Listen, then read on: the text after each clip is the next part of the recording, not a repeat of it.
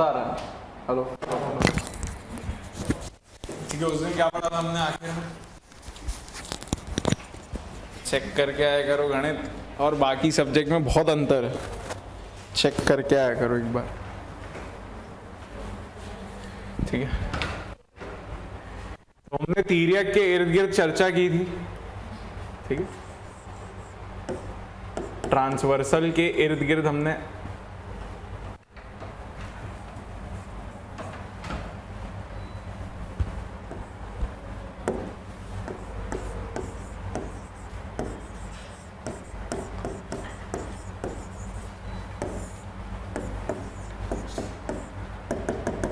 के इर्द गिर्द हमने चर्चा की थी और हमने फिर प्रॉपर्टीज देखी थी कि क्या क्या चीजें हम लागू कर सकते हैं, कैसे सवालों को आसानी से सुलझा सकते हैं। इसके बाद हमने बहुभुज यानी कि पॉलीगॉन की चर्चा की थी, ठीक है। तब मैंने आपको बताया था डायगोनल क्या होती है। डायगोनल को हम क्या कहते हैं? विकर्ण, ठीक है। विकर्ण निकालने का तरीका भी बताया था। क्रमागत शीर्षों को जोड़ के विकर्ण मिलेगी कि अक्रमागत? अक्रमागत, है ना, क्योंकि क्रमागत शीर्षों को जोड़ के आपको भुजाएं मिलती हैं, ठीक है। अब आप यहाँ पे देखिए, अगर मैं छोटी सी बात आपसे यहाँ पे ये कहूँ कि ट्रांसवर्सल, देखो याद रहना चाहिए क्योंकि एक प्रश्न तो आपका तिर्यक के इर्द गिर्द ही बनने वाला है। कुछ भी आप कर लीजिए, एक प्रश्न उससे बनेगा, एक प्रश्न बहुभुज से बन सकता है।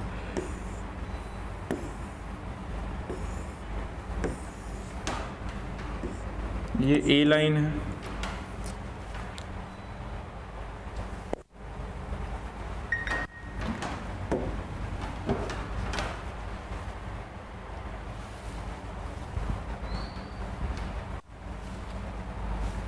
ठीक है। ये ए लाइन है, ये बी लाइन है, ये सी लाइन है। आपस में क्या सब समांतर हैं? हाँ। ये एक डी लाइन रहने दीजिए, तो डी इन सभी के लिए एक तिर्यक की तरह काम करेगी, ठीक है। अब आप सभी को पता है, अगर मैं यहाँ पे बोल दूं कि 50 डिग्री बन रहा है, तो यहाँ कितना बन रहा होगा? 130, क्योंकि 50 और 130 जुड़ के ही एक सीधी रेखा के एक बिंदु के इर्द गिर्द 180 बनाएंगे, ये 130 हो गए। अगर अब आपको पता चल गया ये 130 है, तो ये कितना हुआ? 50। तिर्यक के अंदर के कोणों का योग कितना होता है? 180। आप चाहें तो ऐसे भी निकाल सकते हैं, मैंने आपको कल ये वाली प्रॉपर्टी बताई थी। 50 सामने क्या बनेगा? 50। और ये वाले तिर्यक के इर्द गिर्द जो बनते हैं उनको भी हम सेम बोलते हैं, जिसको हम अल्टरनेट कहते हैं। आप इधर से आइए चाहे इधर से आइए, बात एक बराबर है। ये 50 आ गया तो अब आपको पता है ये भी 50 आएगा। आप निकाल सकते हैं कैसे? आपने इसको 130 फिर से निकाला होगा, फिर 130 और 50 का योग 180 है। यानी कि जब भी इन प्रश्नों में एक भी चीज दे दी जाती है तो आप बाकियों की चीजों को आराम से निकाल सकते हैं। ये बात आप हमेशा याद रखिएगा, ठीक है। विकर्ण हम सभी को पता है, हमने निकालना सीख लिया था। अक्रमागत शीर्षों को जोड़ के हमें यह मिलता है, ठीक है। फिर मैंने आपसे कहा था कि बहुभुज कई प्रकार के होते हैं। बहुभुज कई प्रकार के होते हैं, समबाहु होते हैं और विषमबाहु भी होते हैं, है ना। यानी कि रेगुलर हो गए, यानी कि समबाहु, और विषमबाहु यानी कि इर्रेगुलर, नॉन रेगुलर भी इसे कहते हैं, विषमबाहु, ठीक है। इनके बीच में अंतर समबाहु और विषमबाहु के बीच में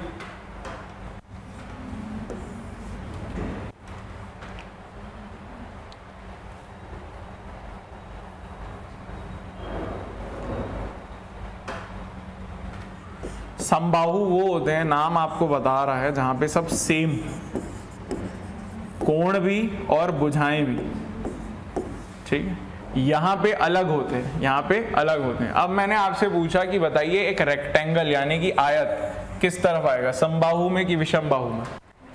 विषम में आएगा, ठीक है। भले सारे कोण 90 हो, फर्क नहीं पड़ता, कोण के साथ साथ कहीं ना कहीं उनकी भुजाएं भी सब सेम होनी चाहिए, तो यह इसमें आएगा। और एक वर्ग कहाँ पे आएगा? समबाहु में, क्योंकि अब सब भुजाएं भी सेम हैं, सारे कोण भी सेम है, ठीक है। ये बातें आपको छोटी छोटी याद रखिए। फिर मैंने आपसे एक चर्चा ये भी की थी कि कल से हम क्या पढ़ेंगे? हम पढ़ेंगे ट्राइंगल्स, ठीक है। ये सारी बातें याद है आप सभी को, लिखा हुआ है ये कॉपी में, ठीक। अगर मैं अब आपसे चलो अब आप लोग ने लिखा हुआ है ना कॉपी में, चलिए अब ये सॉरी, मेरे को एक बात ये बताइए कि डेकागन जो होता है, यानी कि आपका यह वह भुजा हो गई जिसमें 10 भुजा हो गई, 10 भुजा, ठीक है, 10 भुजा वाला। इसमें आप मुझे बताइए कि एक बाह्य कोण की वैल्यू कितनी आएगी, एक एक्सटीरियर एंगल या एक बाह्य कोण की वैल्यू कितनी आएगी? कितना आ रहा है? किसका आंसर आया? 36। इस तरफ क्यों नहीं आ रहा है? आपने ये बात कल लिखी है कि नहीं लिखी है? वही तो पूछ रहा हूं मैडम, लिखी है ना? क्या लिखा है आपने कि सारे बाहर के कोणों का योग कितना होता है? 360। आप एक देखिए, रटना कुछ भी नहीं है, आप बस समझ के चलिए। यहाँ पे डेकागन है यानी कि 10 भुजाएं हैं, ठीक है। 3 भुजाएं अगर रहती हैं तो कितने कोण बनते हैं? 3। 3 अंदर बनेंगे तो 3 बाहर बनेंगे। 4 भुजाएं होती हैं तो कितने कोण बनते हैं अंदर? 4। 4 अंदर तो 4 बाहर, है ना, सब साथ ही रहते हैं एक दूसरे के। 10 भुजाएं रहेंगी तो 10 अंदर कोण बनेंगे और 10 अंदर बनेंगे तो 10 बाहर भी बनेंगे। तो 10 अगर बाहर कोण बन रहे हैं, इन सब का योग कितना है? 360। तो एक का योग कितना होगा? 360/10, 36। ये आसान था बहुत। एक आध प्रश्न व्यापम ने इसी के तरह पूछा है, वो भी मैंने आज इस सेशन में लिया हुआ है, दिखाऊंगा। ये आसान था। अब आपसे कभी कभी तो ये पूछ लेगा कि चलिए एक बाह्य कोण की वैल्यू बताइए। आपने बोल दिया चलिए 36 डिग्री। आपसे अगर आपसे पूछ लेता एक अंदर के यानी कि अंतः कोण यानी कि इंटीरियर एंगल की वैल्यू बताइए, तो कैसे निकालते?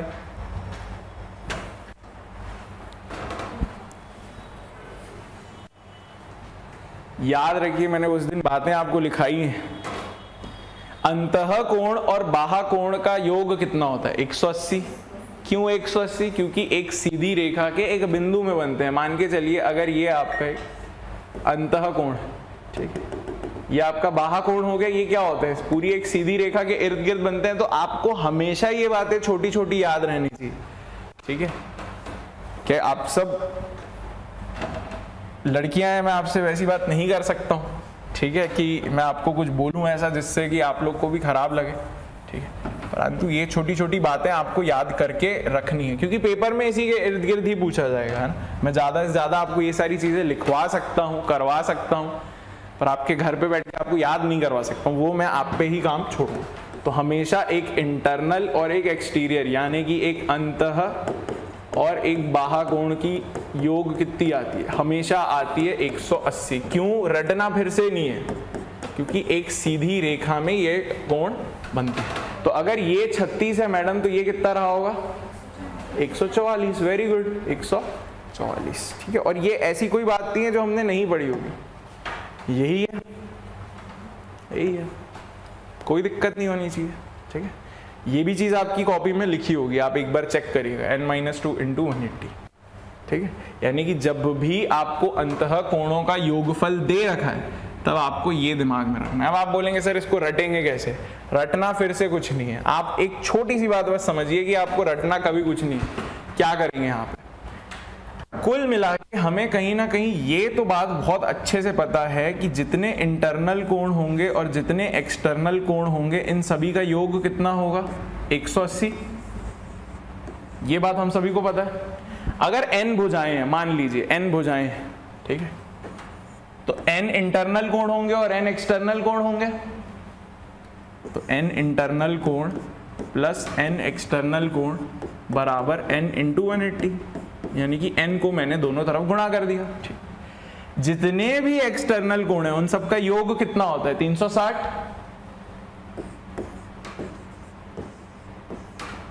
ठीक है। n इंटरनल कोण प्लस 360 बराबर n × 180।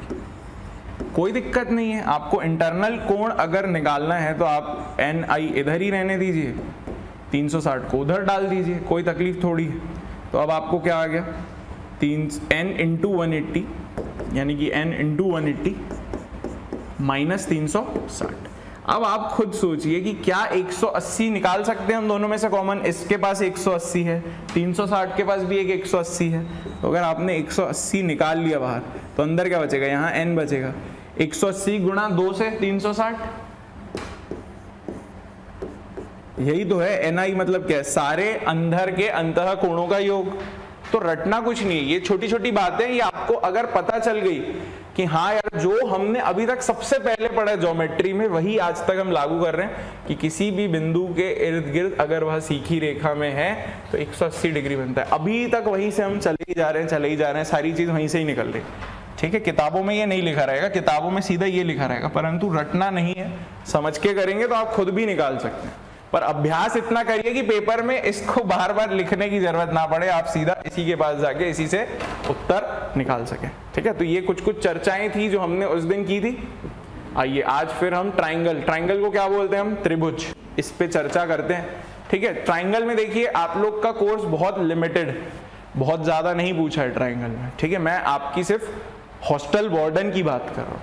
ठीक है, यही आप सब इंस्पेक्टर की तैयारी में रहते थे तो वहां पे शायद आपसे सिमिलैरिटी यानी कि समानता भी पूछी जा सकती थी, यहाँ पे नहीं पूछी जा रही है। ठीक है, यहाँ पे बेसिक चीजें पूछी गई हैं। 2 प्रश्न आ रहे हैं ट्राइंगल के इर्द गिर्द, 1 से 2 क्वेश्चन आएंगे आपको, और वो किस तरीके के रहेंगे वो मैं आपको बता दूंगा यहाँ पे। ठीक है, हाँ, पर अगर जैसे हमें बाद में समय मिलता है कोर्स खत्म करने के बाद और आप बोलेंगे सर एक बार समानता पढ़ा दीजिए, तो पढ़ाने में मेरे को हर्ज नहीं है, पर अभी मैं वो चीजें ज्यादा पढ़ाऊंगा जो अभी सिलेबस में, क्योंकि ये खत्म होगा तो फिर मैं आपको चतुर्भुज, उसके बाद वृत्त, इस तरीके से पढ़ाऊंगा। फिर आयतन में अपन जाएंगे, शेषफल और क्षेत्रफल और आयतन में। ठीक है, आइए देखते हैं त्रिभुज को। कितनी रेखाएं होंगी यहाँ पे, 3 रेखाखंड होंगी। आप फेस वेस धोना है आपको, कुछ आंख में चला गया आपके? हाँ, तो आपको आना है वॉशरूम से तो आप आ जाइए। ठीक है, ठीक हो ना आप? हाँ चलिए, वेरी गुड। तो यहाँ पे 3 रेखाखंडों से बनी एक बंद आकृति को त्रिभुज कहते हैं। कि अब हम सभी को पता है कि बहुभुज में सबसे छोटी बहुभुज यही है, इसको लिखना नहीं पड़ेगा मैम, ये मैं आपको पीडीएफ शेयर कर दूंगा, आप अपने हिसाब से फिर नोट्स बना लीजिएगा, वो ईमानदारी अपन रखेंगे, क्योंकि मैं ये आपको लिखने का समय दूंगा तो हम पढ़ नहीं पाएंगे बहुत ज्यादा। ठीक है, पर घर जाके आप ये जरूर लिखिएगा अपने हिसाब से। तो आपसे कोई ये पूछ ले कि सबसे छोटा बहुभुज क्या होगा, त्रिभुज, और सबसे बड़ा बहुभुज बता ही नहीं सकते। 100 भुजाओं वाला हो सकता है, 200 वाला हो सकता है, अंगिनत वाला हो सकता है, हमें नहीं पता। ठीक है, आइए मुद्दे की बात यह है यहाँ पे कि भुजाओं मतलब ये त्रिभुज को आप कैसे बांट सकते हैं। 2 तरीके से आप बांट सकते हैं। ठीक है, यानी कि कोई तो एक पार्टी ऐसी आ सकती है जो बोले कि यार मैं ना इनको कोणों के हिसाब से, एंगल के हिसाब से बांटूंगा, और कोई एक पार्टी आके बोल सकती है मैं ना इनको भुजाओं के हिसाब से यानी कि साइड्स के हिसाब से बांटूंगा। अंतर क्या होगा, देखिए कोणों के हिसाब से बांटेंगे तो 3 तरीके के कोण हमने देखे थे, एक जो 90 से कम होता है, एक जो 90 होता है, और एक जो 90 से ज्यादा होता है। एक जो 90 से छोटा होता है, एक जो 90 के जितना होता है, और एक जो 90 से बड़ा होता है। तो ऐसे कोण जहां जहां दिखेंगे वो तीनों अलग अलग प्रकार के त्रिभुज बनाएंगे। साइड्स कैसे हो सकते हैं, या तो 3 भुजाएं हैं तो तीनों ही अलग हो, 2 सेम हो, एक अलग हो, या तीनों सेम। ठीक है, ये आपको 6 प्रकार के दिखेंगे। कैसे, 3 भुजाओं के हिसाब से हैं और 3 कोणों के हिसाब से हैं। तो इन सबके नाम आपको पता है, आइए समझ लीजिए कि ये लिखते जाइएगा आप थोड़ा थोड़ा अपने हिसाब से, जितना आपको लिखना है उतना लिखिएगा। इक्विलैटरल ट्राइंगल कहते हैं उनको जो समबाहु त्रिभुज होती है। समबाहु यानी कि अब तो नाम धीरे धीरे समझने आने लग गए। सम मतलब सेम भुजाएं, यानी कि कितनी सेम भुजाएं हो जिसमें, यानी कि तीनों भुजाएं सेम हो, तीनों भुजाएं सेम हो। देखो तीनों भुजाएं बराबर होते हैं। ठीक है, अब देखिए समबाहु त्रिभुज में प्रत्येक कोण समान होता है। ठीक है, समबाहु त्रिभुज में प्रत्येक कोण बराबर होता है, और वो कितना होगा, 60। ठीक है, आप छोटी सी ऐसी ड्राइंग बना लीजिए आप अपनी कॉपी में। ठीक है, मेरे को मालूम है कि ये सारी चीजें आपको आती है, पर लिखने में कोई हर्ज नहीं है। देखिए यहाँ पे लिखा ही हुआ। ठीक है, और ड्राइंग बनाते जाइएगा तो आपको एक आइडिया लगेगा। ठीक है, क्योंकि ज्यादातर चर्चा हम ड्राइंग के ऊपर ही करेंगे जब भी हम ज्योमेट्री पढ़ रहे हैं। ठीक है, अब देखिए कभी कभी क्या होता है, आपको दिखाना है कि इसमें देखिए ये तीनों साइड बराबर है, तो अमूमन गणित में कैसे यूज करा जाता है कि तीनों के ऊपर एक एक लाइन मार दीजिए। ये क्या दर्शा रही है, बिना लिखे ये दर्शाना चाह रही है कि भाई तीनों भुजाएं सेम है। अगर अब मुझे ये दर्शाना है कि ये वाली और ये वाली, यानी कि ए बी और सी। मुझे ये दर्शाना है कि ए बी और सी, ए बी बराबर ए सी है, ए बी बराबर ए सी है, यानी कि ये वाली जहां पे अभी मेरे उंगलियां थी और ये वाली जहां मेरी अभी उंगली है, ये दोनों भुजाएं सेम। तो आप कैसे दर्शाएंगे? सिर्फ जो ये छड़ी मारेंगे इन दोनों को ही मारेंगे, क्योंकि अब आप बिना देखे भी जो नहीं भी जानकार है उसको भी समझ में आ जाएगा कि कहीं ना कहीं आप इस भुजा और इस भुजा को सेम दिखाना चाह रहे हो। फिर यहां नहीं मार देना, क्योंकि जैसे ही यहां मारोगे वो मान लेगा कि तीनों भुजाएं सेम है। आपके ऊपर है कि कैसे आपको दिखाना। और अगर तो तीनों भुजाएं अलग है तो मारने की जरूरत ही नहीं है, क्योंकि जब कोई सेम ही नहीं है तो हम मारेंगे क्यों? ठीक है, छोटी बात। और त्रिभुज में कितने विकर्ण होंगे? त्रिभुज में कितने विकर्ण होंगे? त्रिभुज में कितने विकर्ण होंगे? क्या क्या वैसे से क्यों कर रही हो? विकर्ण नहीं होंगे, ठीक है, क्योंकि उसमें सारी क्रम में रहती है। इसके क्रम में ये भी है, ये भी है, इसके क्रम में ये भी है, ये भी, इसके क्रम में ये भी है, ये भी है। तो यहाँ आपको कभी विकर्ण नहीं मिलेंगी। ये बात लिखाई हुई है, पढ़ते जाइए निरंतर, तभी चीजें ठीक होंगी। ठीक है, तो इक्विलैटरल ट्रायंगल वैसा ट्रायंगल हो गया, या समबाहु त्रिभुज वैसा त्रिभुज हो गया जहां पर सारी भुजाएं सेम है, सारे कोण सेम है, और सारे कोणों का योग कितना है? 60-60-60। ठीक है भाई।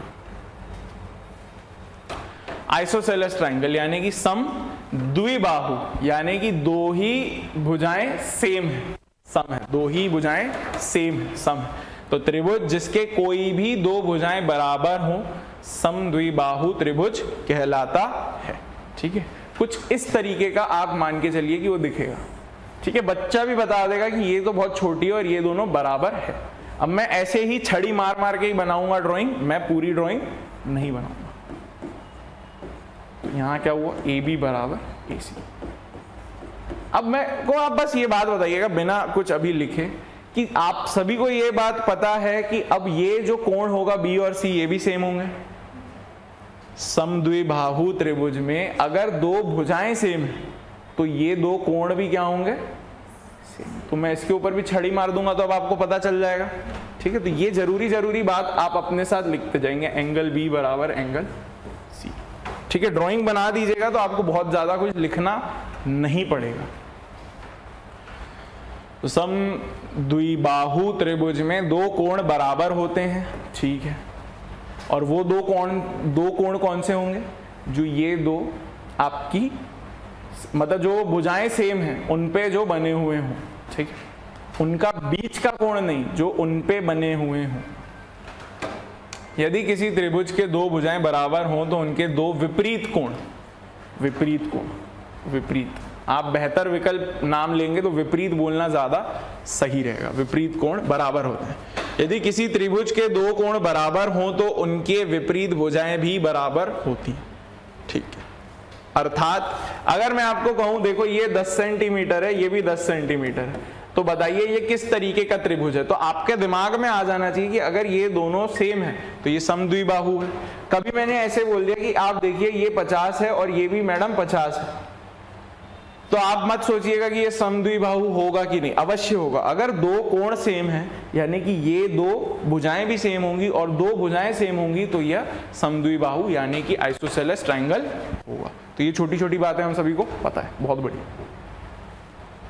स्केलियन ट्रायंगल यानी कि विषम बाहु, यहाँ पे सारी भुजाएं एक दूसरे से अलग है। ठीक है, यहाँ पे सारी भुजाएं एक दूसरे से अलग है, यानी कि त्रिभुज जिसके सभी तीन भुजा असमान हो विषम बाहु त्रिभुज कहलाता है। एक छोटी सी अगर आप ड्राइंग बनाना चाहेंगे तो ऐसा कुछ बना सकते हैं।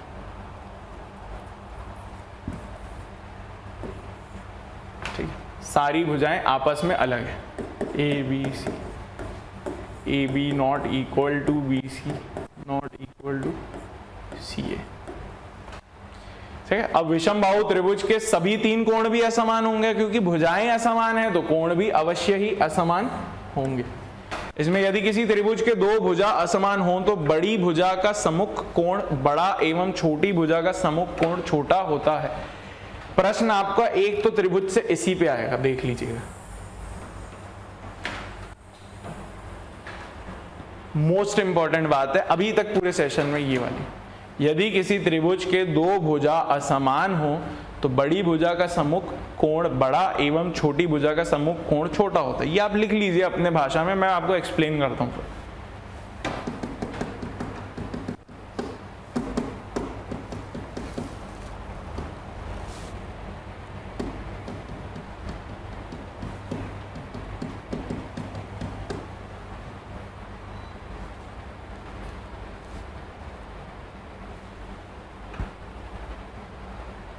एक त्रिभुज में मैडम सबसे बड़ा कोण कितना हो सकता है? हाँ, एक त्रिभुज के अंदर सबसे बड़ा कोण कितना हो सकता है? मैडम से थोड़ी पूछ रहा हूं, आपसे पूछ रहा हूं। हाँ जी बताइए। 100।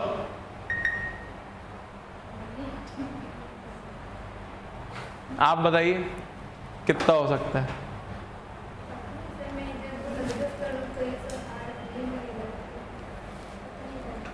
180 से थोड़ा छोटा सबसे बड़ा हो सकता है ना? हो सकता है ना? ठीक। 0.1 हो दूसरे, तो ये 179.8 भी हो सकता है, कुछ भी हो सकता है, बस 180 से थोड़ा छोटा रहेगा। आप ज्ञात नहीं कर सकते हैं, पर 180 से थोड़ा छोटा रहेगा, ज्ञात नहीं कर सकते। ठीक है, ये छोटी छोटी बातें पता रहेंगी। और सबसे छोटा कोण 0 हो सकता है क्या? नहीं हो सकता, क्योंकि फिर कोण बनेगा ही नहीं। अब वो एक सीधी रेखा बनेगी, वो त्रिभुज बनेगा नहीं। तो ये छोटी छोटी बात है। ये लिख लिया आपने मैडम? चलिए इसको समझ लीजिए। अर्थात जैसे आप खुद भी ना कभी कंफ्यूज हो जाए तो रटिए मत, आपको समझना है कि आपको लगे कि एक आप बना लीजिए बड़ा कोण, ठीक है, आप एक बना लीजिए छोटा कोण, अब ज्वाइन कर दीजिए इसको और इसको। मेरे को बताइए ये ए बी ज्यादा बड़ी दिखेगी आपको जिंदगी में कि सी डी? A B. क्यों? क्योंकि ए बी कब बनी है? बड़े कोण के सामने बनी है, और ये कहां बनी है? छोटे कोण के सामने बनी। तो बड़े कोण के सामने बड़ी भुजा, छोटे कोण के सामने छोटी भुजा। ये अब दिमाग में रहे, ये दिमाग में अब हमारे रहना चाहिए। ठीक है, ये बात अब हमारे दिमाग में बराबर तरीके से रहनी चाहिए। बड़े कोण के सामने बड़ी भुजा, छोटे कोण के सामने छोटी भुजा। ठीक है, अब मैं अगर आपसे एक छोटा सा प्रश्न इस तरीके का पूछूं,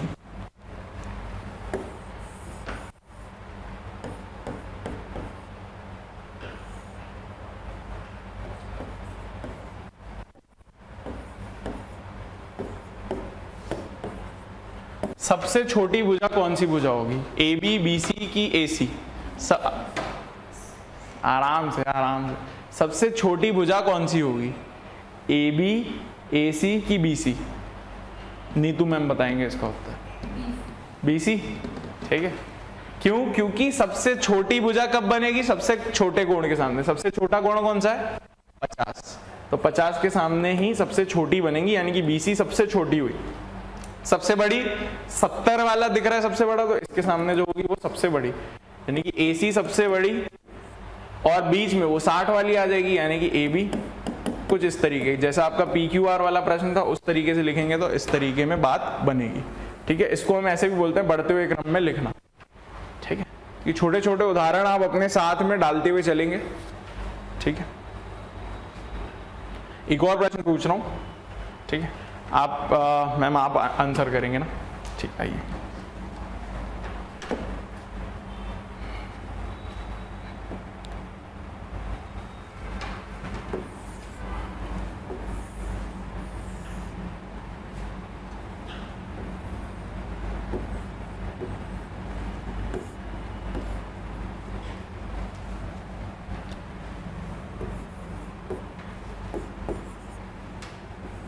आपसे पूछा जा रहा है एंगल बी और एंगल सी का योग कितना होगा? एंगल बी और एंगल सी का योग कितना होगा, यानी कि कोण बी और कोण सी को जब हम जोड़ेंगे तो हमें कितना मिलेगा? इन दोनों कोणों को आपको जोड़ना है।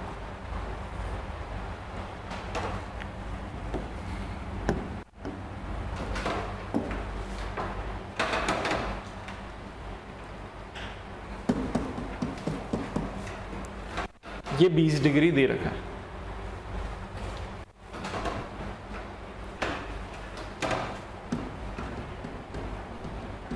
आप भी बता सकते हो नीतू मैम, आप दोनों का आ गया।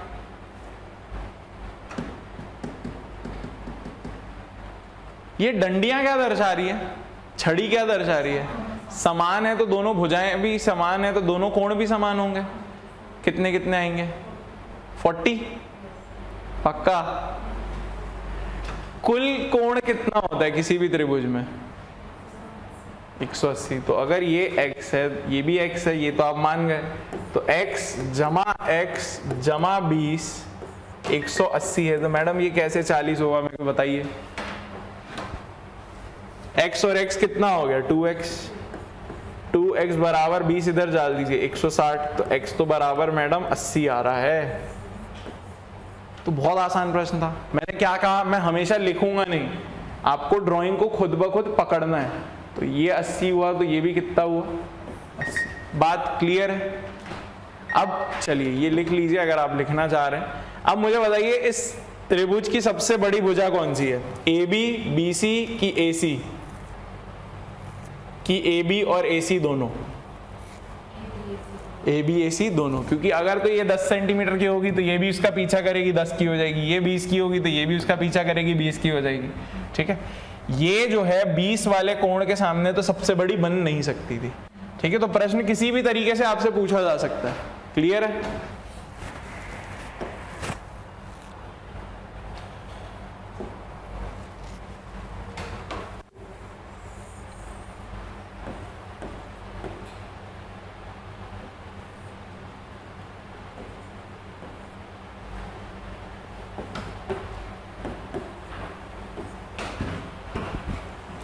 सबसे बड़ी भुजा हमें ज्ञात करनी है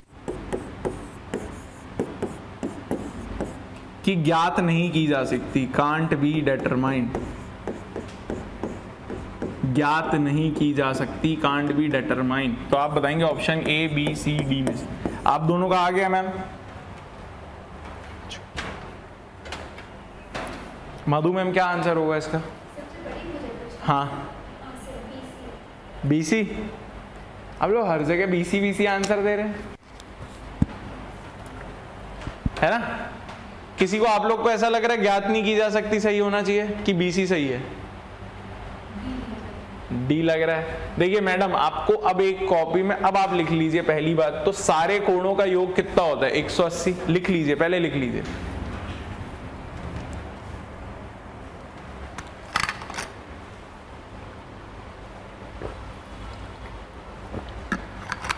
किसी भी तरीके का त्रिभुज हो 180 तो कोण होगा ही होगा। अब आप सोचिए अगर एक 45 है एक 55 है तो तीसरा आप किसी भी दिन निकाल सकते हैं। कितना आएगा? 45 55 कितना हो गया? 100। तो ये 80 तो है ही है, नहीं लिखा है इसका ये मतलब थोड़ी है कि है नहीं। तो क्या अब सबसे बड़ा कोण आपको 80 दिख रहा है तो उसके सामने वाली भुजा सबसे बड़ी होगी BC। और बहुत सारा बच्चा आपके जैसा यहाँ पे कांट भी डिटरमाइन करेगा। ठीक है, आपको हमेशा चीज नहीं दिखाई जाएगी, वो चाहेंगे कि आप खुद ब खुद देखें। हमारे साथ होता है ना कि हमारे साथी हमेशा ऐसे करेंगे कि हमको हमेशा ताना मारना, कभी तो खुद से समझो, ऐसा बोलते हैं कि नहीं बोलते हैं? कभी तो खुद से समझो। ठीक है, तो ये वही वाली बात हो गई, कभी तो हमें खुद से भी समझना पड़ेगा। ठीक है, अब ऐसे वाले प्रश्नों में दिक्कत नहीं होनी चाहिए। पेपर में इस तरीके का दे सकता है, 2 कोण दे दिए, तीसरा नहीं बताया गया है, परंतु आपको निकालने आना चाहिए क्योंकि त्रिभुज में आप हमेशा निकाल सकते हो, ये बात है। ठीक है, आइए अब जैसे हमने अभी तक देखा किस किस के आधार पर, अभी तक हमने कोणों के आधार पर देखा, माफ करिएगा भुजाओं के आधार पर देखा कि सारी भुजाएं अलग हुई तो विषमबाहु कह दिया। ठीक है, सबसे आपकी देखे आपने कि 2 भुजाएं सेम है तो समबाहु कह दिया, समद्विबाहु कह दिया, तीनों भुजाएं सेम है तो समबाहु कह दिया। ठीक है, यहाँ पे ये वाला पॉइंट हमने लिखा था कि नहीं, यदि किसी त्रिभुज के 2 कोण असमान हो तो सबसे बड़े कोण का कि सम्मुख भुजा सबसे बड़े एवं, हाँ ये तो अपन ने अभी पढ़ा है। तो ये अब एकदम दिमाग में रहना चाहिए क्योंकि प्रश्न इसके इर्द गिर्द एक आ सकता है, पहले भी क्योंकि आ चुका है। ठीक है, प्रश्न आपसे कुछ इस तरीके का भी पूछ सकता है, ये आप दोनों प्लीज बताइएगा मेरे को। ठीक है, क्या हो सकता है? हम मान के चलिए एक आपको ऐसी दे दी जाए, 5 6 7।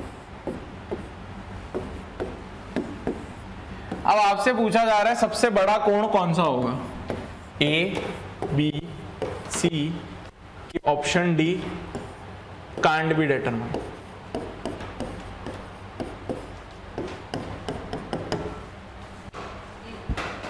ए होगा सबसे बड़ा पक्का, क्योंकि अब आपके दिमाग में बैठ जाना चाहिए कि सबसे बड़ी भुजा के सामने ही तो सबसे बड़ा कोण होगा, तो अगर 7 सबसे बड़ी है तो फिर ए उचित उत्तर होगा। Very good ma'am, option number A. अब मैं ये लिखता ही नहीं यहां पे 7, फिर क्या आंसर होता तब मनीषा मैम? बी। मैंने BC लिखा ही नहीं है कितना है, आप बताइए मधु मैम।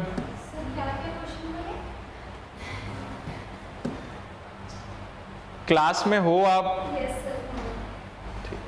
मैंने पूछा कि मुझे बताइए सबसे बड़ा कोण क्या है, A B C की D, मतलब D मतलब कांट बी डिटरमाइंड।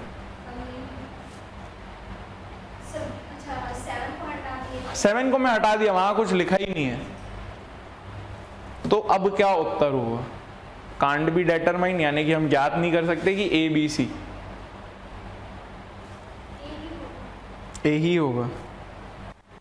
क्या मालूम ये 3 सेंटीमीटर रहता तो A हो जाता, यहां नहीं लिखा है, इसका मतलब ये तो कुछ भी हो सकता है।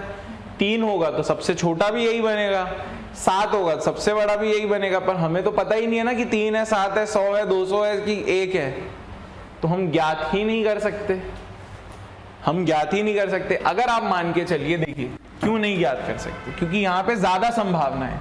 आप कभी भी कोई चीज ज्ञात कब नहीं कर पाएंगे, जब आपको अधिक संभावनाएं दिखेंगी, ठीक है। या तो आप बोलें कि नहीं, या तो मैं कल आऊंगा या नहीं आऊंगा, आप स्पष्ट रहते हैं, तो आप आएंगे तो आएंगे, नहीं आएंगे तो नहीं आएंगे। परंतु जब आपके पास इतनी संभावनाएं हैं कि ऐसा होगा तो वैसा करूंगा, वैसा होगा तो ऐसा करूंगा, तो आप ज्ञात ही नहीं कर पाएंगे, कंफ्यूज हो जाएंगे। कैसे? देखिए, अगर तो ये मेरे को मालूम है 7 हो गया, यहाँ आप ऐसे बोल दीजिए, अगर ये 6 से बड़ा हुआ, अगर ये वाली चीज 6 से बड़ी हुई, ठीक है, ये वाली चीज 6 से अगर बड़ी हुई, तो आपको मालूम है कि सबसे बड़ा कोण तब A हो जाएगा, क्योंकि सबसे बड़ी भुजा ये होगी। परंतु ये अगर 6 से छोटी हुई, मान लीजिए अगर 5 से भी छोटी हुई, ठीक है, 5 से भी अगर ये वाली छोटी होती है, तो आपको मालूम है कि फिर सबसे छोटा भी यही होगा कोण, क्योंकि 5 से अगर छोटी भुजा है, मतलब 4 अगर कुछ है, तो सबसे छोटी भुजा तो सबसे छोटा कोण हो गया, है ना। तो आप ज्ञात ही नहीं कर सकते कि ये 5 से बड़ा है, 6 से बड़ा है, कितना भी हो सकता है, जब तक नहीं लिखा है तो हम ये बात ज्ञात ही नहीं कर सकते, क्योंकि उसको ये बात लिखनी पड़ेगी कि ये कितना है, ये वह लिख देगा, उसी के बाद हम 5 6 और इसको तुलना करके बता पाएंगे कौन सी भुजा सबसे बड़ी है, उसी के आधार पर हम बता पाएंगे सबसे बड़ा कोण कौन सा है। अब आप क्यों ऑप्शन ए बोल रहे हो और वो मैडम क्यों ऑप्शन बी बोल रही है, मेरे को नहीं समझ में आया। आपको ये बात अभी स्पष्ट हुई कि जब तक नहीं बताया गया तो वो कुछ भी अपना बहरूप या कुछ भी रूप ले सकता है, हमें कैसे मालूम कि हमें कौन से रूप पे भरोसा करना है, ठीक है। तो कांट बी डिटरमाइन तब होगा, पर इसका ये मतलब नहीं है कि हम रट ले कि कांट बी डिटरमाइन होगा। क्यों होगा? क्योंकि ये भुजा हमें ज्ञात ही नहीं है। जब भुजा ज्ञात नहीं है तो हम तुलना ही ज्ञात नहीं कर पाएंगे, जब तुलना ही ज्ञात नहीं कर पाएंगे तो कोणों की चर्चा कैसे करेंगे। क्लियर है मैम? ये तो इस तरीके के कुछ प्रश्न आपसे पूछे जा सकते हैं, ठीक है। आइए अब कोणों के आधार पर करते हैं। अभी हम भुजाओं के आधार पर कर रहे थे, अब कोणों के आधार पर करेंगे, ठीक है। इससे कहा जाता है न्यून कोण त्रिभुज। अब आपका दिमाग आपको बताने पे मजबूर कर देगा कि हाँ यार ये बात तो ठीक है, हमने पढ़ा था न्यून कोण क्या होता है, वैसे कोण जो 90 से छोटे हों, ठीक है। तो जो भी एक त्रिभुज बने जहां पे तीनों कोण न्यून कोण हो, जहां पे तीनों कोण न्यून कोण हो, यानी कि तीनों कोण आपके 90 से छोटे हों, 50 60 80 भी मेरे को 80 तक भी कोण चलेंगे, 89 भी चल जाएगा, तकलीफ नहीं है, बस 90 कोई नहीं होना चाहिए। तो न्यून कोण में किसी भी दो कोणों का योगफल 90 से बड़ा होता है, ठीक है। न्यून कोण में ये आप लिखिए, पहले दूसरा पॉइंट आप लिखिए और पहला भी लिखिए, दोनों इंपॉर्टेंट पॉइंट है, ये लिख लीजिए आप।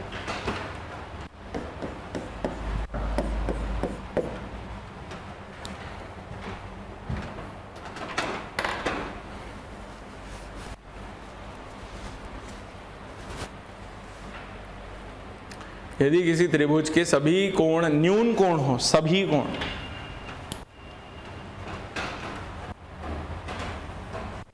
तो त्रिभुज न्यून कोण त्रिभुज कहलाता है।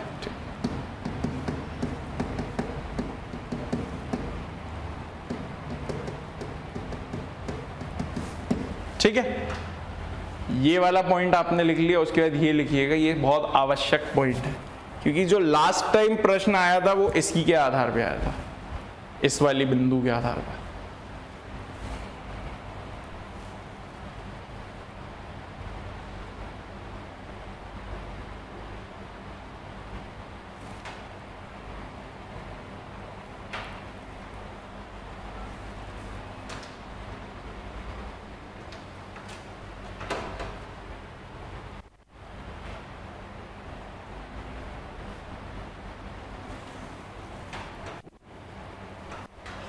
ठीक है, बाकी आपको ये मिल जाएगा। मैं एक एक्सप्लेनेशन दे देता हूँ एक ही स्लाइड में, फिर आपका न्यून कोण हो, समकोण हो, अधिक कोण त्रिभुज हो, सारा कुछ एक ही साथ बनेगा। कैसे?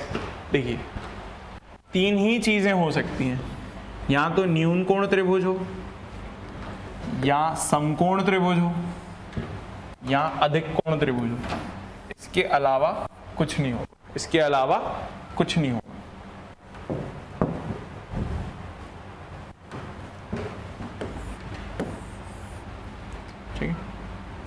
मान लीजिए इसको हम कहते हैं साइड को C, ठीक है, इसको हम कहते हैं C, इसको हम कह रहे हैं A और इसको हम कह रहे हैं B।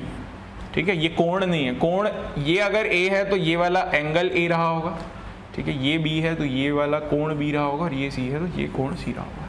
मैं मान के चल रहा हूँ हर जगह C सबसे बड़ी भुजा है।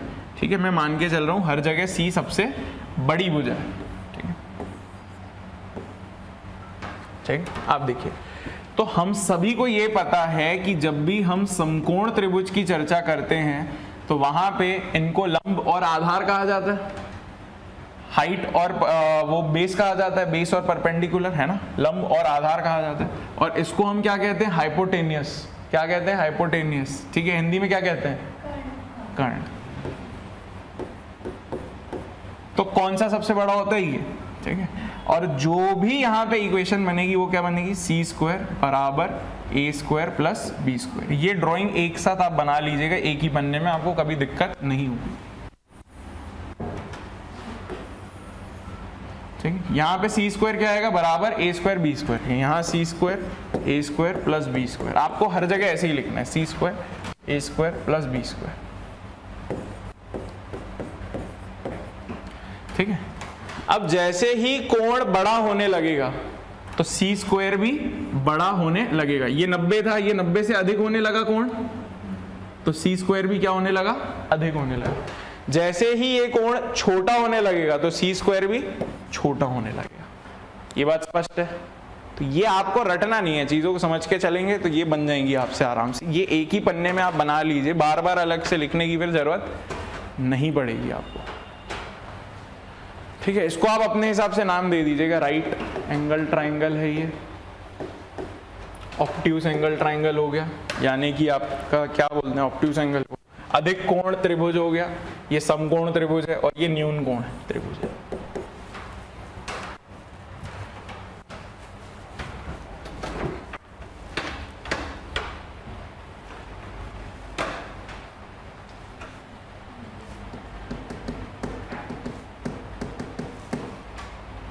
ये लिख लिया मैडम ना आप लोगों ने? ठीक है, ये ड्राइंग रहनी चाहिए। कोण 90 से बड़ा होगा तो C का भी वर्ग बड़ा होने लगेगा, कोण अगर 90 से छोटा होगा C का वर्ग भी छोटा होने लगेगा। यही बात यहाँ पर भी लिखी हुई है। ठीक है, न्यून कोण कौन सा है इन तीनों में से? अब वो वाला, और वहां पे क्या हो रहा है? कोण 90 से छोटा है तो C स्क्वायर का मतलब जो C का वर्ग है वो भी छोटा आ रहा है। ठीक है, आगे जाएंगे तो देखना ये हर जगह बात लिखी हुई होगी और वो हमारे दिमाग में बैठ जाए तो सही। ये बात सही लिखी है कि बस ऐसे ही लिख दी गई है? सही लिखी है। क्यों सही लिखी है? देखिए, न्यून कोण का मतलब क्या है? न्यून कोण का अर्थ है कि कोई भी कोण 90 से छोटा ही होना चाहिए, है ना। तो मैं मान लेता हूं सबसे बुरी से बुरी हालत, तो ये कोण क्या होगा? 89 करीब कुछ होगा। अब मुझे मालूम है इन दोनों कोण का अगर अब मुझे योग निकालना है, इसको A मान लेते हैं, इसको B मान लेते हैं, इसको C, तो मुझे मालूम है अभी भी कि A plus B plus C कितना होता है? 180 होता है। ये तो बात हर त्रिभुज में ही लागू होगी। कहीं ना कहीं ए और बी का अगर योग निकालना है तो वो कितना आएगा 180 माइनस सी। अब सी सबसे बड़ा होके कितना हो सकता है 89 होगा, तो 180 माइनस 89 आप करेंगे तो कितना आएगा 91, है ना 91। अगर अब C तो 89 से बड़ा हो नहीं सकता, अब इससे छोटा ही होगा। अब इससे छोटा होगा, मान लीजिए 80 हो जाता तो फिर आपकी वैल्यू क्या आती 100। 70 हो जाता तो आपकी वैल्यू क्या आती फिर 110। तो आप देखिए कोणों का योग हमेशा 90 से अधिक ही आ रहा है, इन दो कोणों का योग हमेशा 90 से अधिक ही आ रहा है, वही बस यहाँ पे बात लिखी हुई है। ठीक है, तो जो लिखा है आप कोशिश करिए कि मैं नहीं भी बताऊं तो आप खुद भी सोचें कि सही लिखा है कि गलत, क्योंकि तभी आप अपना पाएंगे इन सारी चीजों को अच्छे से, है ना। चलिए बेहतर, ये सबसे जरूरी आपका देखिए क्षेत्रफल जब पूछेगा ना आपसे त्रिभुज का तो इसी का पूछेगा, राइट एंगल ट्रायंगल यानी कि समकोण त्रिभुज। समकोण त्रिभुज कुछ इस तरीके का दिखेगा जहां पे एक कोण 90 होता है। कोई भी दो कोण 90 हो सकते हैं ना, त्रिभुज में दो कोण 90 हो सकते हैं, है ना, नहीं हो सकते क्योंकि फिर तीसरा कोण 0 होगा। तीसरा कोण 0 होगा मतलब वो कोण है ही नहीं, कोई अस्तित्व ही नहीं है, और दो कोण है तो वो त्रिभुज है ही नहीं, है ना। तो कभी भी एक ही कोण 90 हो सकता है। यदि किसी त्रिभुज का कोई एक कोण समकोण है, समकोण यानी कि 90 डिग्री है, तो वह समकोण त्रिभुज कहलाता है। समकोण त्रिभुज के अन्य दो कोणों का योगफल हमेशा 90 होगा, बिल्कुल, ये तो कॉमन सेंस है। अगर एक 90 है तो बाकी दोनों का जोड़ भी 90 होगा, तभी जाके तीनों 180 बनाएंगे। तो ये भी बात बहुत ही सटीक और सही लिखी है। यदि किसी त्रिभुज के दो कोणों का योगफल तीसरे कोण के बराबर हो तो त्रिभुज समकोण त्रिभुज होता है। ठीक है, समकोण त्रिभुज में सी स्क्वायर बराबर, ये भी अपन ने अभी ही देखा था, जब भी 90 डिग्री होगा तो सी स्क्वायर बराबर ए स्क्वायर प्लस बी स्क्वायर के होगा। ठीक है, अब आप लिखना चाहेंगे अपने अच्छाई के लिए तो ये आप लिख सकते हैं ड्राइंग बनाने के। हाँ जी मैम, इसको कर्ण बोलते हैं ना, आपने बोला, इंग्लिश में इसे कहा गया है हाइपोटेनियस। ये कब बनेगा 90 के सामने। ठीक, इसे आप परपेंडिकुलर कह सकते हैं, आप इसे लंब कह सकते हैं, आप इसे जो कहना चाहें कह सकते हैं, हाइट कह सकते हैं, इसको आप बेस या आधार कह सकते हैं। ठीक है, ये 90 है। तो क्या मैं यह बात अब कह सकता हूं कि समकोण त्रिभुज में सबसे बड़ा कर्ण होगा? क्योंकि कोई भी कोण, अब यहां पे एक अगर 90 हो गया है तो ये तो 90 हो ही नहीं सकते, उससे छोटे होंगे। तो जब ये दोनों कोण छोटे हैं तो सबसे बड़ा कोण 90 रहेगा, 90 ही रह गया तो सबसे बड़ा भुजा कौन सी आएगी? जो इसके सामने होगी। तो कई बार आपसे ये पूछ भी सकता है कोई चलते फिरते, तो आपको बताना है कर्ण सबसे बड़ा होगा। और आपको पता भी है कर्ण ही मेरे ख्याल से सबसे बड़ा बेटा था ना द्रौपदी का, तो फिर आपको चीजें खुद ब खुद याद रहेंगी। हाँ ठीक बात है, ठीक, माफ करना जिसका भी था वो कुंती, तो द्रौपदी कौन? अच्छा द्रौपदी तो ठीक है, उसकी वो भाभी वगैरह लगी ना उसकी। Thank you. ठीक है, अब ऑब्ट्यूज कोण यानी कि अधिक कोण से बनने वाले त्रिभुज को अधिक कोण त्रिभुज कहा गया है। यदि किसी त्रिभुज का कोई एक कोण अधिक कोण है तो वह अधिक कोण त्रिभुज कहलाता है। ठीक है, अगर अब अधिक कोण हो गया तो हमें अब तक यह बात पता चल चुकी है कि जो भी सबसे बड़ा कोण वहां पे आपको दिख जाएगा उसके सामने आपको क्या मिलेगा? सबसे बड़ी भुजा मिलेगी। ठीक है, और यहाँ पे जैसे कि हमने देखा कि अब 90 से बड़ा होने लग गया है, कोण अधिक होने लग गया है, तो सी स्क्वायर भी बड़ा होने लगेगा। ये आपने ड्राइंग में मान के चल रहा हूं बनाकर रखिए, क्योंकि इसके इर्द गिर्द एक प्रश्न आना पॉसिबल है, बहुत ज्यादा चांस है। ठीक है, और यहाँ पे जो बाकी के दो बेचारे छोटे छोटे कोण होंगे, न्यून कोण होंगे, पहली बात तो वो दोनों आपस में, उनमें भी उन दोनों का जोड़ 90 से हमेशा कम होगा, 90 से हमेशा कम होगा। ठीक है, क्योंकि अगर आपने देख लिया कि यही साला 90 से बड़ा है, ठीक है, मान लीजिए ये 100 है, ठीक है, तो इन दोनों का जोड़ कितना आ गया? 80 आ गया। अब ये 120 हो गया तो इन जोड़ों का जोड़ कितना आ जाएगा? 60 आ जाएगा। तो 90 से हमेशा आपको छोटा ही मिलेगा बाकी दोनों का जोड़। ठीक है, ये छोटी छोटी बातें आपको खुद ब खुद समझनी। ठीक है, आइए अब ये बस ऐसे ही आप लिख लीजिए, जब अपन क्षेत्रफल वगैरह पढ़ेंगे तो मैं फिर से ये बातें आपको लिखवाऊंगा।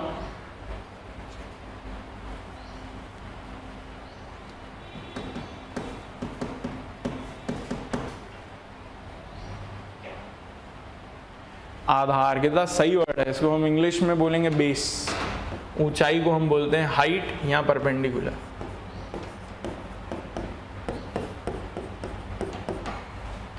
ये अभी लिख लीजिए, मैं इसके इर्द गिर्द अभी आपसे कोई प्रश्न नहीं पूछूंगा, पर आप लिख के रख लीजिए।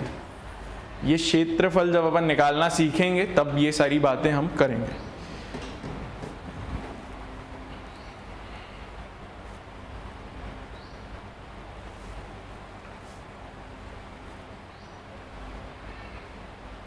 मैं तब आपको अच्छे से बता दूंगा बेस कब किसको क्या लेना है, हाइट किसको क्या लेना है, पर वो अभी की चर्चा नहीं है। अभी अपन फिर प्रश्न बनाते हैं जो जो पूछे गए हैं, जो जो थोड़े इंपॉर्टेंट टाइप के हैं, तो छुट्टी ले लेंगे। कितना समय हुआ है? 11 बजे ना, ठीक है, आधा घंटा बन जाएगा।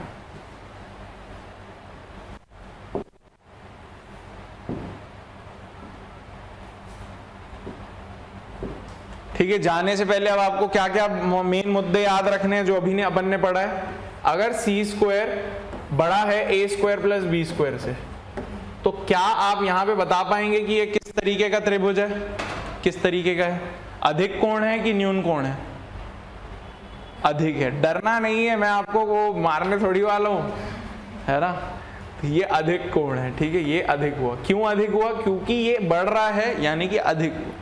और यही चीज मैं ऐसे लिख देता तो सी स्क्वायर बराबर हो गया ए स्क्वायर प्लस बी स्क्वायर के, तो ये अधिक कोण हुआ कि न्यून कोण हुआ, कि दोनों नहीं हुआ? दोनों नहीं हुआ, तो क्या हुआ? समकोण। Very good ma'am, very good, ये समकोण हो, राइट एंगल हुआ, ये ऑब्ट्यूज, और बाकी जो बचेगा वो न्यून कोण यानी कि एक्यूट हुआ। ठीक है, सबसे बड़ी और सबसे इंपॉर्टेंट बात, कभी भी तीनों कोणों का योग कितना आएगा ट्राइंगल में, त्रिभुज में? 180। ये भी हमें बात अभी तक ध्यान में रहनी चाहिए। सबसे बड़ा कोण कौन सा होगा? जो सबसे बड़ी भुजा के सामने बना होगा, जो सबसे बड़ी भुजा के सामने बना होगा। या आप इसको ऐसे भी देख सकते हैं, जो सबसे बड़े कोण के सामने बना होगा वो सबसे बड़ी भुजा होगी। ठीक है, तो ये दोनों बातें आपको ध्यान में रखनी है। ये कुल बातें हैं त्रिभुज की जो सबसे ज्यादा जरूरी है। ठीक है, कभी कभार ऐसे देके हमको पूछ लेगा कि बताइए किस तरीके का कोण हुआ, किस तरीके का त्रिभुज हुआ, तो ये सारी छोटी छोटी बातें हमें समझनी पड़ेंगी। ठीक है,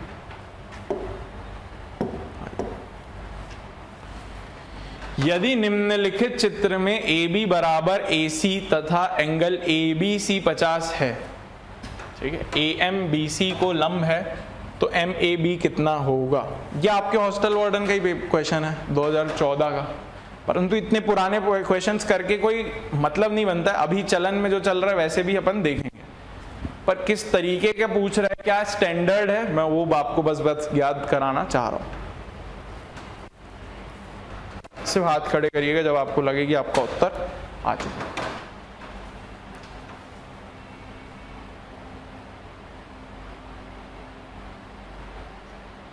AB बराबर AC, यानी कि ABC किस तरीके का पहले बताइए त्रिभुज है? समद्विबाहु, क्योंकि दो भुजाएं सेम दी हुई हैं, और भुजाएं दो सेम है तो कोण भी दो सेम होंगे। बड़े वाले उसको देखिए, ABC को देखिए आप सिर्फ, तो यहां पे क्या आपको एंगल ABC, A से निकल के B पे बना हो कोण और C पे, ABC, ये 50 दे रखा है। ये भी 50 हो गया ना मैडम, क्योंकि ये दोनों क्या है? सेम। इसके बाद क्या लिखा है? AM जो है BC पर लंब है, यानी कि ये क्या बना रही है? 90 डिग्री बना रही है। इधर भी 90 बनाएगी तो इधर भी 90 ही बनाएगी, तभी तो जोड़ 180 होगा। अब आपसे क्या पूछा है? MAB बताइए, MAB बताइए, MAB बताइए, कितना होगा ये? कितना? 40। क्योंकि ये अब आप देखिए एक छोटे से अंदर के त्रिभुज को, ये भी तो अपने में ही एक त्रिभुज है, तो 50 90 कितना हुआ? 140। 140 में ऐसा आप क्या जोड़ेंगे कि कुल मिला के 180 बन जाए, तो आपको यहाँ पे 40 जोड़ना पड़ेगा। ठीक है, तो 50 90 प्लस जो भी आपको निकालना है वह बराबर 180, ठीक है, तो ये आ गया 140 प्लस बराबर 180। ये जो आपको निकालना था ये कितना आ गया 40। अब अगर मैं आपसे पूछूं बताइए BM ज्यादा बड़ा है, AB ज्यादा बड़ा है कि AM ज्यादा बड़ा है, तो क्या उत्तर देंगे? कौन सी भुजा ज्यादा बड़ी है, AB BM कि AM?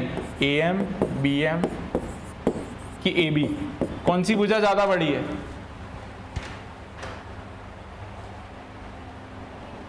AB बड़ी होगी ना मैडम। कहाँ जा रहे हैं, 3 चीजें ही तो पढ़नी है, वो 3 चीजों में हम घबराने लग जाएंगे तो फिर कहाँ जाएंगे, है ना।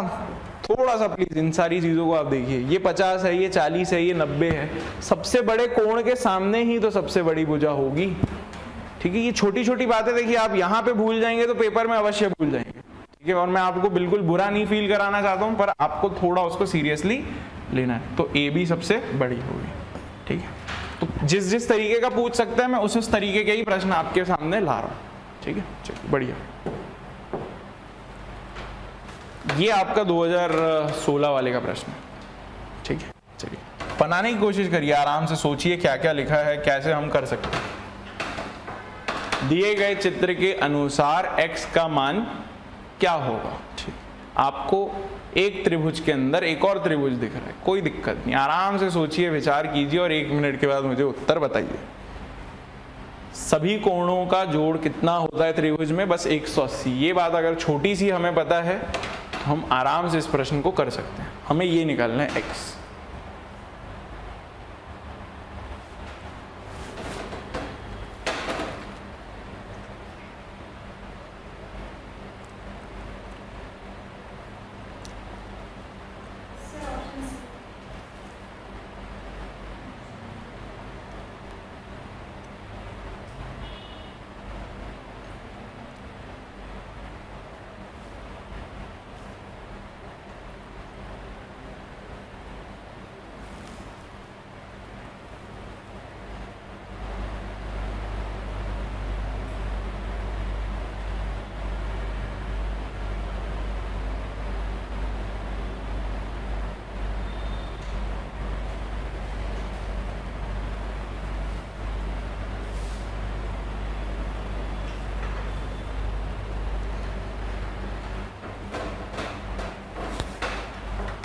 ठीक है, 2 त्रिभुज दिख रहे हैं, दोनों त्रिभुज का आपको इस्तेमाल करके ही x निकालना पड़ेगा।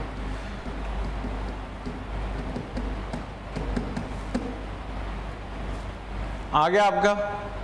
नहीं, क्यों नहीं आया? ये तो बहुत आसान था प्रश्न, आपने बताया उनको। अच्छा, कोई बात नहीं, जिद्दी हैं बहुत, अच्छी बात है, होना भी चाहिए।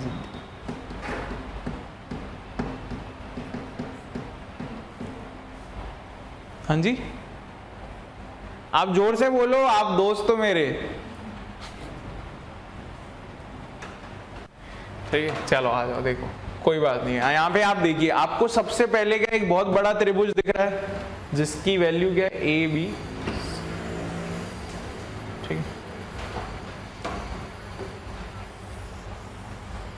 कहीं ना कहीं इस कोण और इस कोण का वैल्यू कितना होना चाहिए? योग 180 होना चाहिए, ठीक है। ये कितना दे रखा है? 54। ये 43 दे रखा है और यहां नहीं दे रखा है कुछ, तो मैं इसको मान लेता हूं कुछ भी। आप बताइए कुछ अच्छा लगता है शब्द या कुछ अक्षर, तो वो मान लेते हैं। इसको मान लेते हैं L, इसको मान लेते हैं M, ठीक है। अब आप देखिए, ये जो कोण B है ये कुल कितना है? 43 की 43 प्लस L। ये जो कोण B है, ये जो कोण B है ये कितना है? सिर्फ 43 है कि 43 प्लस L है? 43 प्लस L है, अवश्य ही जितना है उतना ही तो लिख रहे हैं। ये कितना हुआ? 43 प्लस L हुआ। और ये कोण कितना हुआ? 38 प्लस M। कहीं ना कहीं हमें एक बहुत साधारण सी बात ये पता है कि सबका योग कितना होगा? 180, क्योंकि त्रिभुज का हिस्सा है। तो आप देख लीजिए, 54 plus 43 plus L plus 38 plus M, यानी कि मैं जोड़ अभी भी 3 कोणों को ही रहा हूं।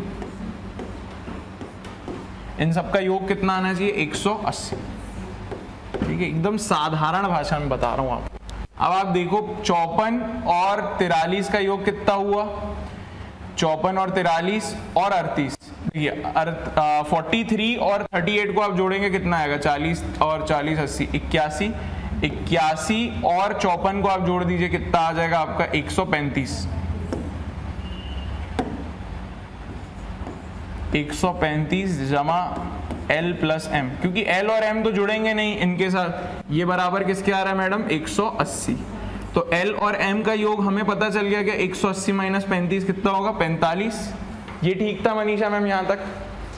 आप बोलेंगे हम निकाल क्यों रहे ये सब, हमें तो x निकालना है, पर x कहाँ है, x इस छोटे त्रिभुज का हिस्सा है। अब आप छोटे त्रिभुज में आएंगे और आप कुछ कुछ जरूरी चीजें यहाँ पे देखेंगे।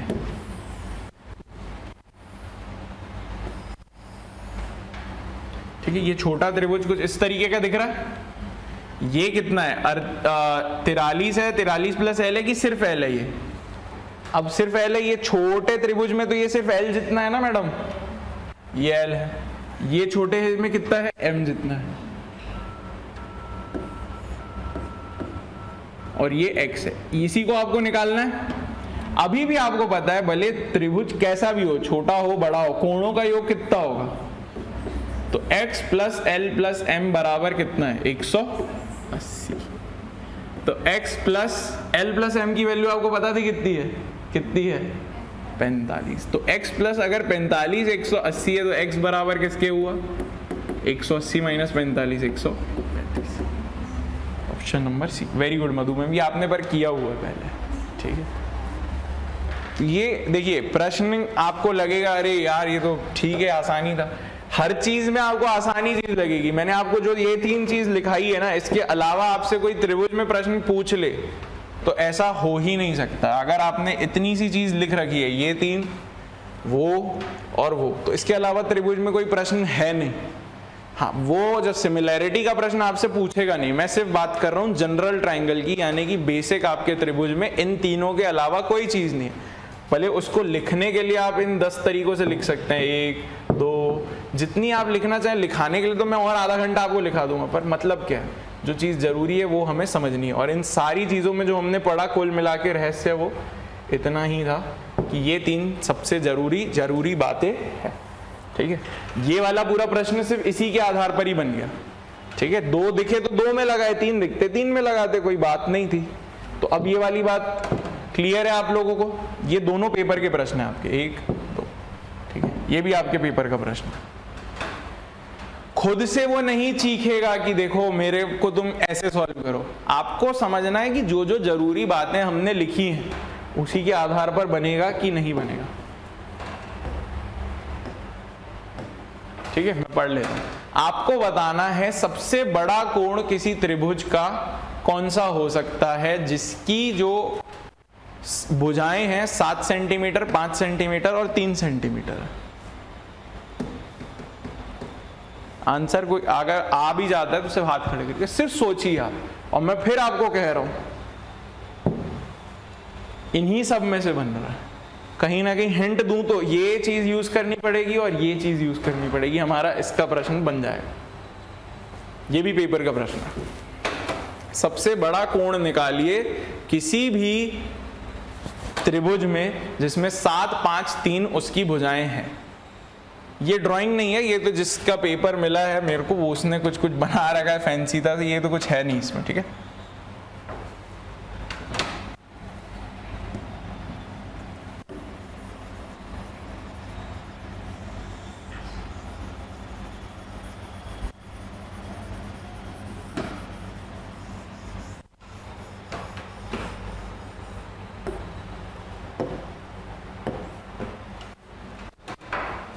क्या हुआ, ये वाला बनाना भूल गई थी आप? बन गया आप लोग का? आपका बन गया है पर वेरी गुड, सही में। चलिए बताइए, डी, वेरी गुड। 120 सही है, 120 सही है ना मनीषा मैम? वेरी गुड आपको भी। ठीक है, सीधी साफ बात है। सबसे बड़ा भुजा आपको क्या दिख रही है? 7। तो पहले तो आप देखिए कि किस तरीके का ये त्रिभुज बनेगा, मतलब अधिक कोण बनेगा, न्यून कोण बनेगा, सम कोण बनेगा। सम कोण बनेगा तो हम बोल देंगे 90। ठीक ठीक है। अधिक बोलेगा तो हमारे पास एक ही ऑप्शन है डी, न्यून बोलेगा तो हम फंस जाएंगे, न्यून बोलेगा तो हम फंस जाएंगे, ठीक है। अब आप देखिए यहाँ पे न्यून भी बोलेगा तो हम क्यों फंसेंगे, 45 कभी सबसे बड़ा हो नहीं सकता है, क्योंकि बाकी में दोनों में से कोई तो 45 से बड़े होंगे ही ना, तो तब आप 60 का चयन करते हैं। अब देखिए यहाँ पे ये 7 है, यानी कि ये हो गई सबसे बड़ी भुजा सी, ये ए और भी कुछ है, तो सी का वर्ग कितना हुआ 49, ए का वर्ग कितना हुआ 25 और बी का वर्ग कितना हुआ 9, तो 25 जमा 9 कितना आता है 34। अब आप खुद सोचिए, एक तरफ है 49 और एक तरफ है 34, किसका पलड़ा ज्यादा भारी है 49, तो ये किसको दर्शाता है सी स्क्वायर अधिक ए स्क्वायर जमा बी स्क्वायर, यानी कि ये अधिक कोण हुआ। अधिक कोण के लिए सिर्फ एक वैल्यू थी आपके पास 120 डिग्री। क्यों पूछ रहा था यहाँ पे, सबसे बड़ा पूछ रहा था, तो सबसे बड़ा अधिक कोण त्रिभुज में यही वाला होगा जो अधिक कोण है 120 है। ये आसान था प्रश्न। तो मैंने आपको कहा कि एक दो चीजें हैं इसी के इर्द गिर्द ही प्रश्न बनेंगे। अब देखो आपकी वही 3 चीजों से आपका ये वाला प्रश्न भी बन रहा था, ये भी बन रहा था और ये भी आपका बनेगा, आगे भी ऐसे ही बनेंगे। हाँ जी, दे ही नहीं सकता है वो, क्योंकि वो नहीं निकाल सकते आपकी वो कोण की वैल्यू कितनी होगी, है ना, नहीं तो उसको देना रहता तो वो दे देता, और वैसे आप निकाल ही नहीं सकते। उसके लिए आपको फिर बहुत सारा एक रूल होते हैं, कॉस रूल, कोसाइन रूल हम जैसे कहते हैं, आपको अब याद आ रहा होगा, साइन रूल, कोसाइन रूल, वो सारी चीजें रहती है, वो यहाँ पे लागू नहीं करनी, क्योंकि उसके लिए फिर आपको ट्रिग्नोमेट्री पढ़नी पड़ेगी, तो वो जब हमारा हिस्सा नहीं है तो हम क्यों उसे करेंगे, ठीक है। आपको यहाँ पे बहरहाल ऑप्शन वैसा देगा ही नहीं वो, ठीक है। चलिए, यदि किसी त्रिभुज ABC एक समद्विबाहु त्रिभुज है जिसमें कोण C 90 है, तो क्या ये समद्विबाहु है और समकोण त्रिभुज दोनों हैं, है ना, क्योंकि कोई अगर इसमें कोण 90 है और समद्विबाहु भी है तो आपको उस तरीके से सोचना है। चलिए, ये कोई भी आप में से बनाएगा तो मैं उसको चाय पिलाऊंगा पक्का। और AC है 5 सेंटीमीटर, तो AB कितना होगा,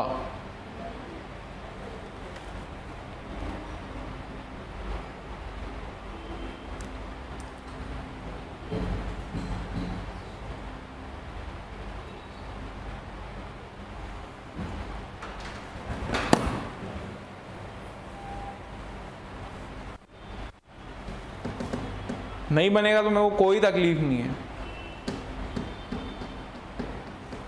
पर ड्राइंग कम से कम बनाइए। आंसर नहीं भी आएगा तो मेरे को चर्चा कोई दिक्कत की बात ही नहीं है, कम से कम ड्राइंग हमारी बननी चाहिए।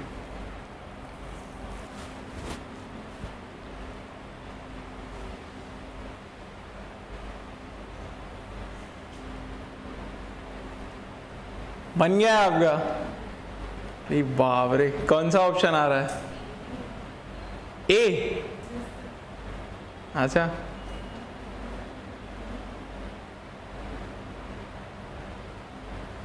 नहीं मैम, आपका आना चाहिए था यार मनीषा मैम।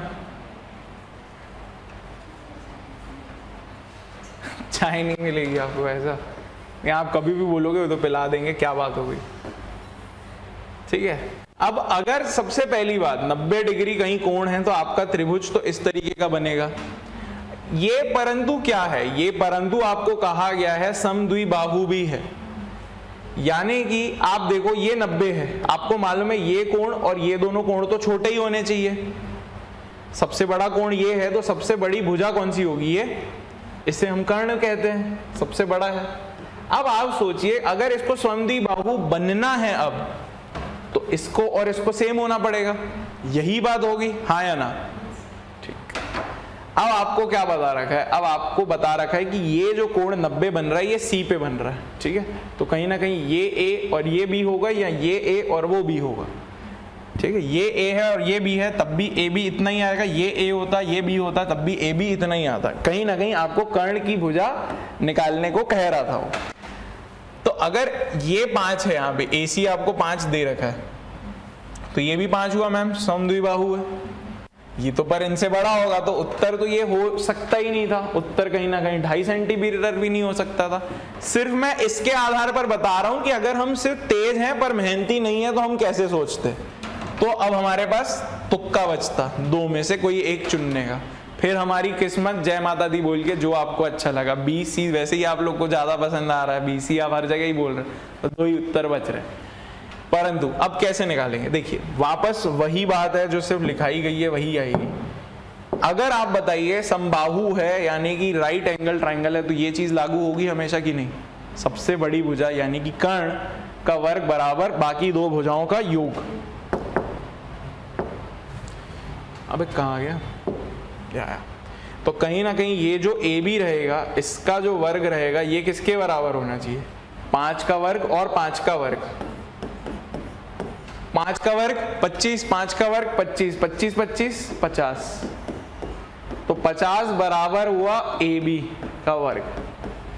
तो ए बी किसके बराबर हुआ, √50।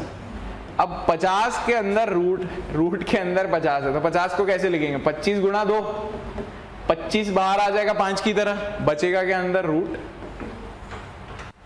ये आपका ऑप्शन ठीक है, कोई दिक्कत नहीं है। परंतु आपको अब ये सोच रखनी है कि ऐसा नहीं हो कि अरे यार ये तो 90 डिग्री वाला समकोण त्रिभुज है तो ये समद्विबाहु नहीं हो सकता। अवश्य हो सकता है, ठीक है, पर कभी भी एक समकोण त्रिभुज समबाहु त्रिभुज नहीं हो सकता है, क्योंकि समबाहु के लिए तो सबको 60 होना जरूरी है, परंतु एक 90 हो गया तो बाकी नहीं हो सकता है। ठीक है, तो छोटी छोटी बातें आपको ये समझनी है लॉजिक के आधार पर, ठीक है, जरूरी, क्योंकि इतनी सारी चीजें होती है सब तो नहीं लिखाई जा सकती।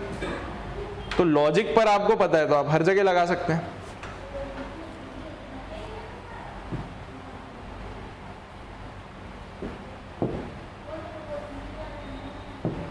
चलिए ये वाला करें, ठीक है। देखो चित्र खुद में बहुत सारी चीजें बता रहा है, ठीक है, क्या बोलते हैं, छड़ी मार मार के बता रहा है कि क्या क्या सीन, ठीक है। सबसे पहले मेरे को ये बताओ, इस आकृति में आपको कुल कितने त्रिभुज दिख रहे हैं, 1 2 की 3? 3, 1 2 और एक बड़ा सा 3, ठीक, अच्छी बात। ए बी बराबर ए सी है ऐसा दिया हुआ है, ए सी बराबर सी डी है ऐसा भी दिया हुआ है, ठीक है। चलिए बाकी अब चीजें आपको निकालनी है, निकालिए और मुझे बताइए।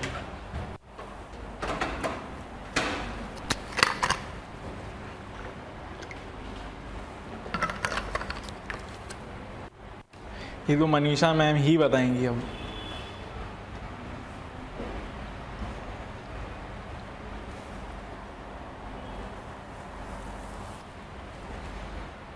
ठीक है, ये पेपर के प्रश्न नहीं है, ये खुद से निकाले हुए प्रश्न, जो पेपर के थे वो ऊपर थे।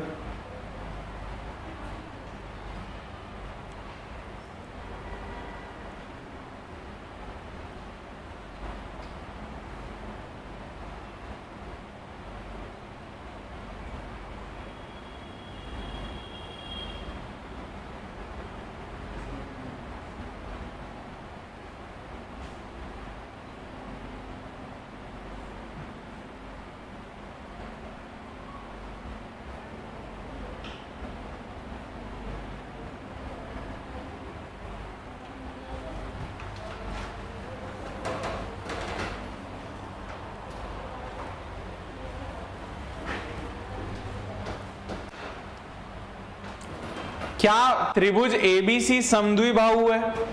क्योंकि 2 भुजाएं सेम है, 2 भुजाएं सेम होने से क्या अर्थ होता है, 2 कोण भी सेम आएंगे, विपरीत कोण सेम आएंगे। तो सिर्फ आप एबीसी में देखिए, तो ये 70 है, ये अगर x हुआ तो ये भी x हुआ, कहीं ना कहीं x प्लस 70 किसके बराबर होना चाहिए, 180। ये वही बात है मैम जो लिखाई जा रही है तब से। तो 2x बराबर 180 माइनस 70 कर दीजिए, 110, x बराबर 55। तो ये कितना हो गया 55 और ये कितना हो गया 55। सबसे पहली बात ज्योमेट्री की, किसी एक सीधी रेखा में एक बिंदु के इर्द गिर्द कितना कोण मिलेगा आपको, 180। तो ये 55 था तो ये कितना हो गया, ये 55 था तो ये कितना हो गया 135 कि 125, 125। बहुत बढ़िया। यहां तक बात स्पष्ट है। अब क्या ये जो ACD दिख रहा है ऐसा आपको, ये 125 है, यानी कि अधिक कोण त्रिभुज है। आपको देखिए यहां पे अब आपको क्या दे रखा है, आपको एक बहुत सीधी बात दे रखी है कि ये जो CD रेखा है और जो ये CA रेखा है ये आपस में क्या है, बराबर है, और ये 125 है। अगर ये दोनों बराबर है यानी कि ये भी एक समद्विबाहु भी हो गया अधिक कोण होने के साथ साथ, तो ये वाला और इसका विपरीत ये कोण सेम होंगे, हाँ या ना। तो y प्लस 125 बराबर 180, क्योंकि कोई भी त्रिभुज हो हमेशा ये चीज तो लागू होगी। तो 2y बराबर 125 इजिकल टू 180। तो 180 में से 125 हटा दीजिए, कितना होगा, 55। तो y बराबर 55/2 27.5 27.5। एक और बार, चलिए कहां तक आपको बात स्पष्ट थी, तो उसके आगे से मैं चालू करूंगा। ये 55 तक हम ठीक थे, ठीक।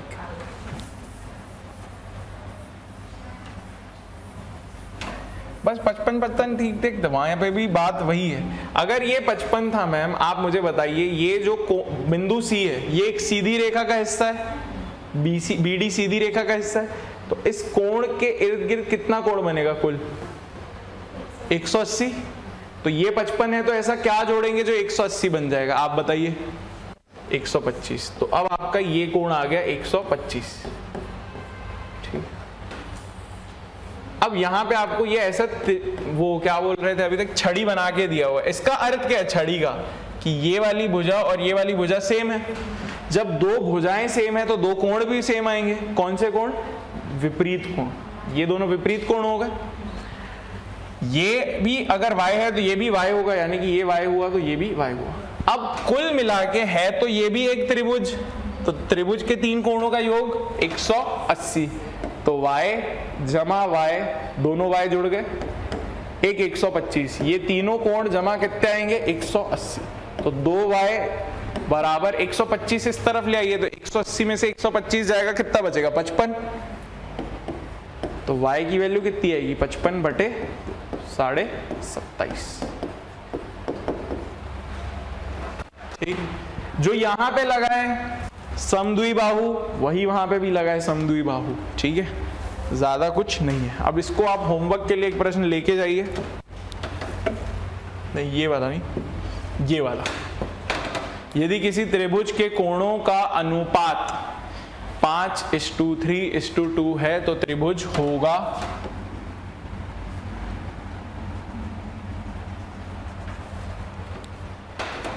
ये होमवर्क आपका।